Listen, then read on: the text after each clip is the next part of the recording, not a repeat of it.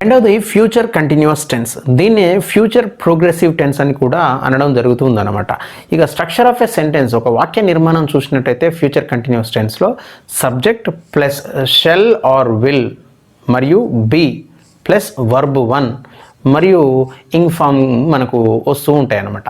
మనం వాక్య నిర్మాణాలు చూసినట్టయితే I will be playing, we will be playing, you will be playing, you will be playing, he, she, it will be playing, they will be playing.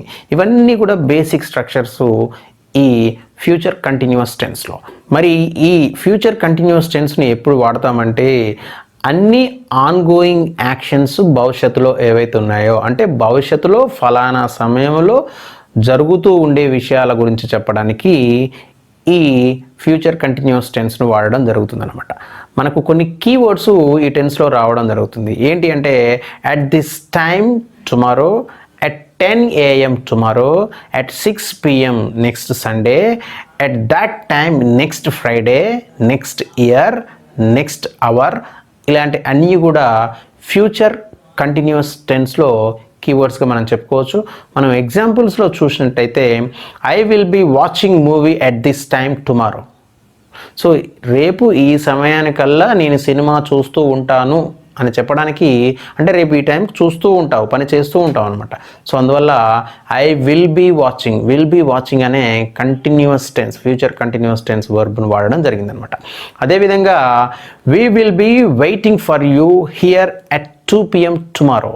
So రేపు 2 గంటలకు ఇక్కడ నీ కోసం వెయిట్ చేస్తూ ఉంటాము. సో రేపు ఈ పని చేస్తూ ఉంటాం కాబట్టి విల్ బీ వెయిటింగ్ అనే ఫ్యూచర్ కంటిన్యూస్ ఫామ్ వర్బ్ను వాడడం జరిగిందనమాట. అదేవిధంగా they will be playing football between 10 AM and 5 PM tomorrow. రేపు 10 గంటల నుంచి 5 గంటల వరకు వాళ్ళు ఫుట్బాల్ ఆడుతూ ఉంటారు ఆ టైంలో. సో వాళ్ళు ఆ రేపు ఆడుతూ ఉంటారు కాబట్టి విల్ బీ ప్లేయింగ్ అనే మనము ఒక కంటిన్యూస్ ఫ్యూచర్ కంటిన్యూస్ వర్బ్ ఫామ్ను వాడడం జరిగిందనమాట. అదేవిధంగా she will be going home at 6 PM tomorrow. రేపు 6 గంటలకు ఆమె ఇంటికి పోతూ ఉంటుంది. సో రేపు 6 గంటలకు కంపల్సరీ పోతూ ఉంటుంది అనమాట. అందువల్ల విల్ బీ గోయింగ్ అనమాట. అదేవిధంగా he will be at home at that time next Friday. శుక్రవారం ఆ టైం కల్లా ఆయన ఇంటికాడ ఉంటాడు.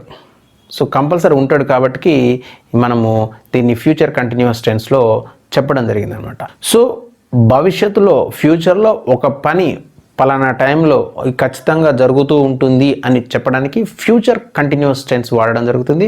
మరి స్ట్రక్చర్ ఆఫ్ ఎ సెంటెన్స్, వాక్య నిర్మాణం చూసినట్టయితే సబ్జెక్ట్ ప్లస్ షెల్ కానీ విల్ కానీ plus be plus verb 1 plus ing form మనకు కనిపిస్తూ ఉందన్నమాట.